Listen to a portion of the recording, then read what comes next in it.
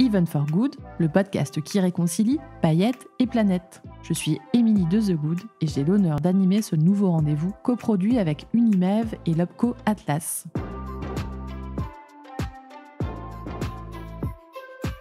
L'événement responsable n'est pas qu'une tendance, c'est désormais un incontournable. Quelles sont les actions prioritaires à mettre en place? Quels sont les comportements à faire évoluer? Nous avons demandé aux professionnels du secteur de nous partager leurs visions et leurs conseils.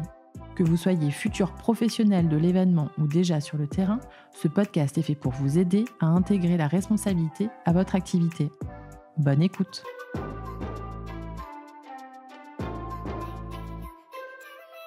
Bonjour Nejma Sourok. Bonjour. Bienvenue dans notre podcast Even for Good. Enchantée.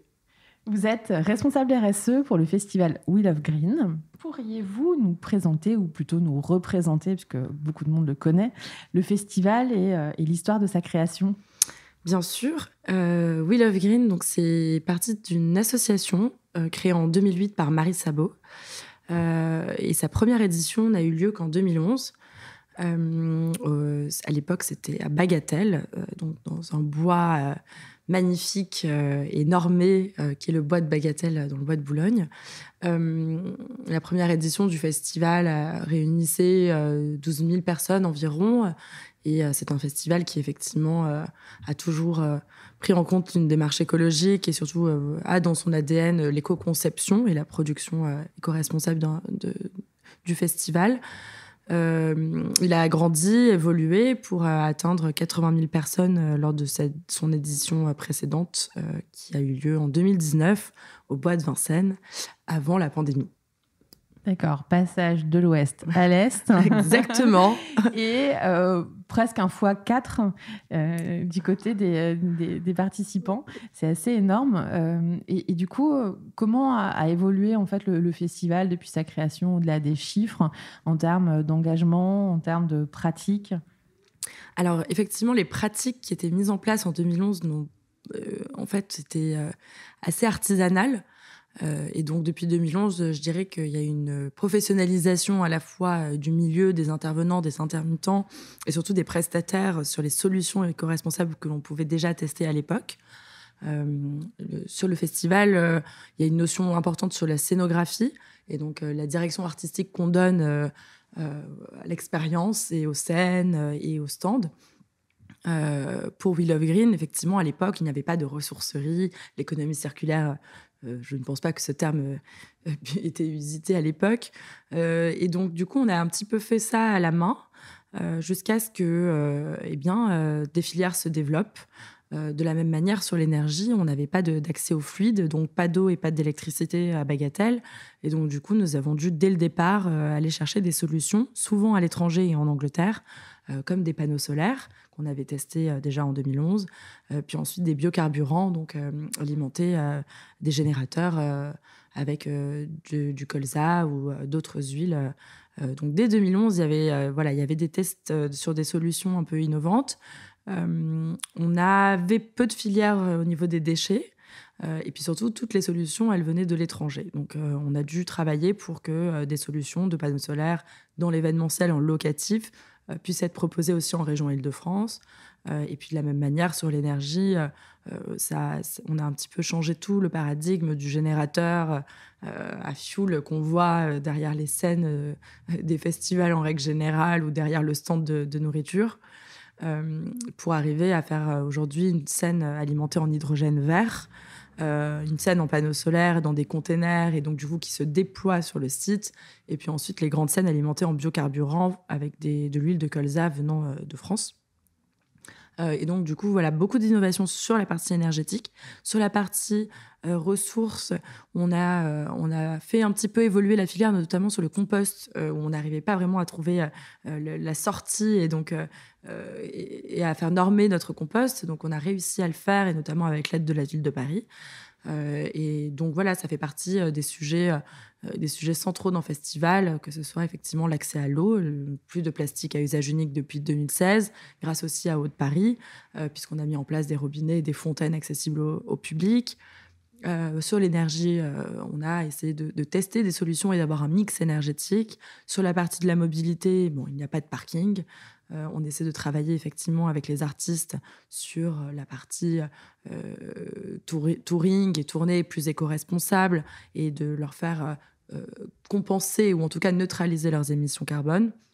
Et puis ensuite, sur la partie, je dirais, plus sensibilisation, on a fait évoluer le Network Lab de l'époque pour arriver aujourd'hui à une scène du think tank qui est la 5e scène du festival. Vous pouvez nous en dire un peu plus sur cette scène du think tank ? Bien sûr. Alors, la scène du think tank, c'est, on peut dire, une scène de conférence qui fait venir des penseurs, iconoclastes, scientifiques, afin de s'exprimer sur le sujet du développement durable, uniquement. Donc, évidemment, vaste sujet. On a reçu des personnalités comme Vandana Shiva, Younous Mohamed, Jérémy Rifkin, Olafur Eliasson. Donc, c'est très varié. Kumi Naidoo, avec Amnesty International et Greenpeace, l'ancien président, qui a même pu s'exprimer sur scène, la grande scène, avec Ayana, juste avant le concert d'Aya Nakamura, et donc avec qui il a eu un échange. L'idée, c'était vraiment de pouvoir mélanger ces deux mondes qui ne se rencontrent pas forcément et de sensibiliser le maximum de public. L'ADN du festival, je dirais, est un peu celui-ci. Justement, de festival de musique, finalement, ça devient presque une marque engagée avec tout ce contenu en plus de la musique, l'ensemble des parties prenantes aussi qui sont impliquées. Comment vous ressentez les participants? Est-ce que vous avez l'impression qu'à travers cette popularité croissante du festival, c'est aussi le développement de l'appétence en fait, des Français pour les sujets green? Bien sûr.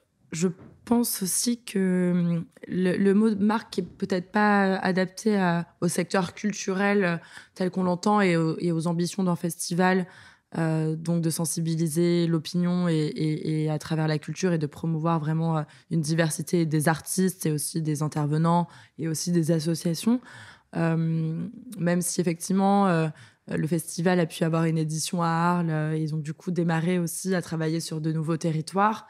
L'enjeu pour nous est de pouvoir travailler sur le changement de comportement à échelle effectivement du festivalier, à échelle des artistes, à échelle des personnes qui travaillent sur le site, et donc les intermittents, les prestataires, les techniciens, les barman, voilà, tout cet écosystème en fait qui fait que le festival devient une ville éphémère pendant le temps de quelques jours sur un territoire et qui est celui d'un territoire un peu urbain puisqu'on est quand même situé à Paris. Il y a un grand changement au niveau des marques et d'ailleurs depuis que nous engageons les marques partenaires du festival, puisqu'effectivement, elles cofinancent le festival, puisque le modèle économique est un modèle économique encore hybride, où il y a 5-6% de subventions publiques, 15% de sponsoring, et puis le reste est issu de la billetterie. Donc, ça veut dire qu'on a beaucoup d'autofinancement. Il faut effectivement travailler avec elles sur les chartes, et on voit qu'on a moins de mal en fait à travailler avec les marques et à leur donner des objectifs un peu plus clairs, un peu plus précis, un peu plus ambitieux. Voilà, le plan d'action avec les partenaires du festival est plus fluide. Et puis elles savent aussi qu'en venant sur le festival, elles ont intérêt à réellement être engagées et à réellement mettre en place des actions. Puisque le risque avec le public aujourd'hui que l'on a, qui est très formé à l'éco-responsabilité et qui connaît le sujet effectivement et qui est une jeunesse qui va lire le rapport du GIEC ou qui va écouter le Shift Project. Donc effectivement, on ne peut pas se permettre d'avoir un discours trop éloigné de la conception et de la réalité. Justement, tout à l'heure, vous évoquiez largement l'aspect écologique. Qu'en est-il aussi du volet social et sociétal du festival? Est-ce que vous avez aussi progressé de ce côté-là depuis 2011? Quelles sont les évolutions? Effectivement, c'est un sujet, la partie sociale et sociétale, que l'on a traversé depuis le départ, mais de façon assez intrinsèque, intégrée. On n'a pas vraiment communiqué dessus. Pourquoi ? Parce que c'était des actions autour soit du handicap ou de la diversité ou même de la féminisation des équipes. On est 90% de femmes et à poste à responsabilité au sein de l'équipe et on est dirigé par une femme. Donc c'est vrai que ça nous semblait assez naturel sur le sujet de la diversité, en tout cas, ou de l'égalité homme-femme. Sur la partie diversité, on a dû travailler effectivement sur les grilles de programmation aussi, sur effectivement la provenance aussi des artistes, la féminisation des plateaux artistiques et sur la partie handicap, on travaille effectivement à des boucles mécaniques, on travaille aussi à pouvoir avoir des accès plus fluides pour les personnes à mobilité réduite. Il y a toute la partie engagement associatif et je dirais même sensibilisation avec le think tank qui semble être important au niveau social. Donc on travaille dessus. Il y a encore beaucoup de chemin à parcourir sur le sujet. C'est quotidien. Le travail est au quotidien sur les questions. Une question que beaucoup se posent dans l'événementiel, c'est finalement, alors c'est peut-être un peu caricatural, mais allons-y, comment combiner planète et paillettes ? Comment on combine événements responsables et créativité ? Eh bien, du coup, ça va devenir de plus en plus compliqué. L'enjeu est vraiment aussi de former les jeunes designers et artistes. Et c'est pour ça que le programme scénographique et le workshop du festival existent. On travaille, on collabore avec les Beaux-Arts ou avec l'ISA, des écoles d'art ou de design, pour effectivement aussi travailler pédagogiquement à l'année sur comment créer des œuvres en intégrant dès le départ les ressources et l'économie circulaire. Et ça, c'est un grand enjeu. Puisqu'effectivement, ce sont eux les créateurs de demain. L'alignement, il va se faire petit à petit. En tout cas, on voit bien que l'écologie ou l'enjeu d'éco-conception ne bride pas la créativité ou les possibilités, ni les opportunités. On sait aussi que l'enjeu économique n'est pas un enjeu, en fait, si important que ça, dès que c'est intégré dans l'ADN des événements.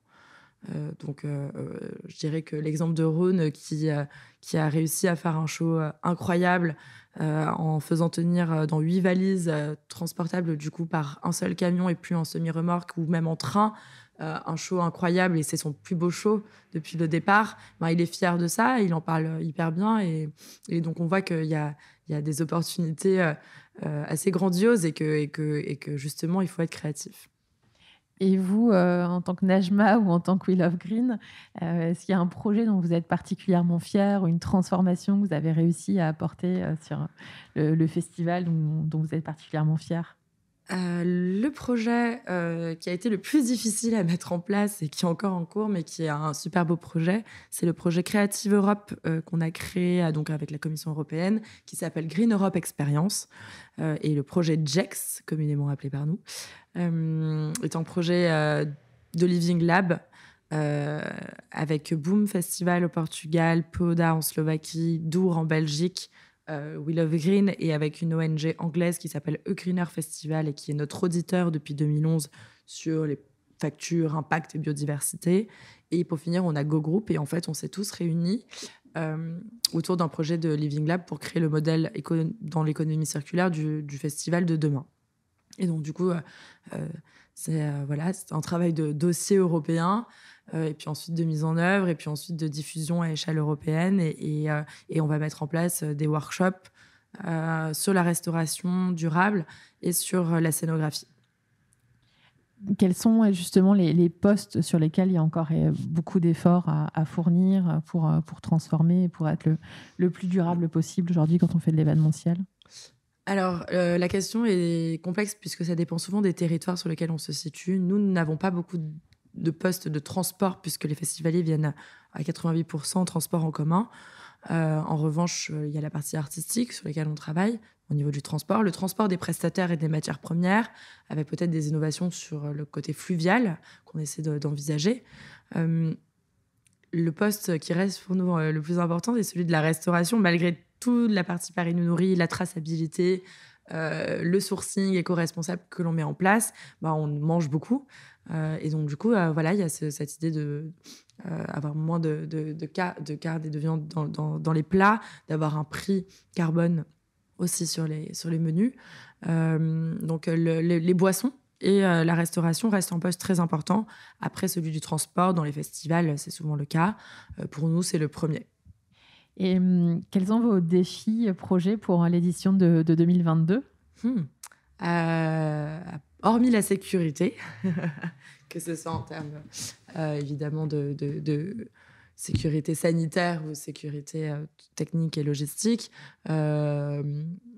les enjeux sont ceux de la traçabilité au niveau des ressources et donc des déchets, les intrants et sortants. Les enjeux d'énergie, beaucoup, avec des innovations, avec cette scène hydrogène, cette scène complètement alimentée en hydrogène vert, et donc de monitorer, d'avoir de la data sur nos consommations énergétiques en fonction des shows, en fonction des appels de charge, en fonction des lumières utilisées par les artistes. Donc là, il y a un gros travail de fait.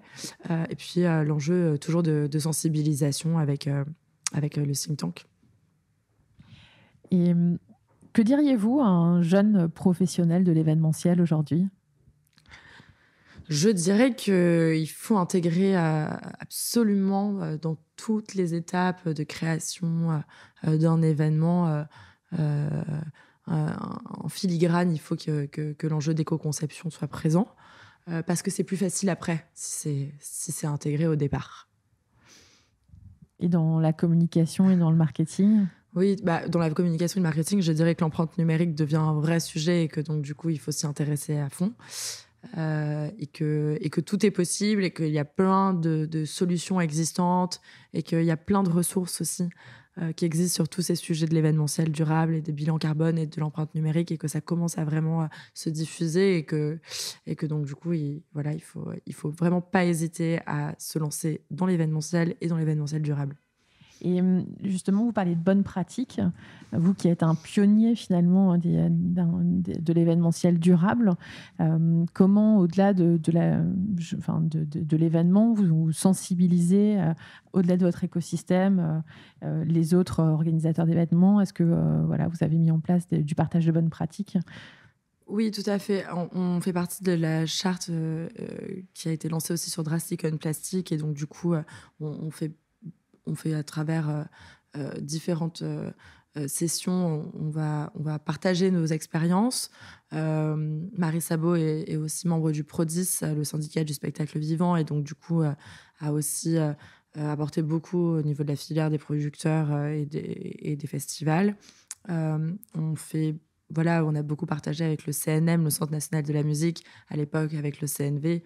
On partage aussi beaucoup avec la ville de Paris, Haute-Paris. On est souvent très sollicités pour intervenir auprès des professionnels du secteur sur les bonnes pratiques.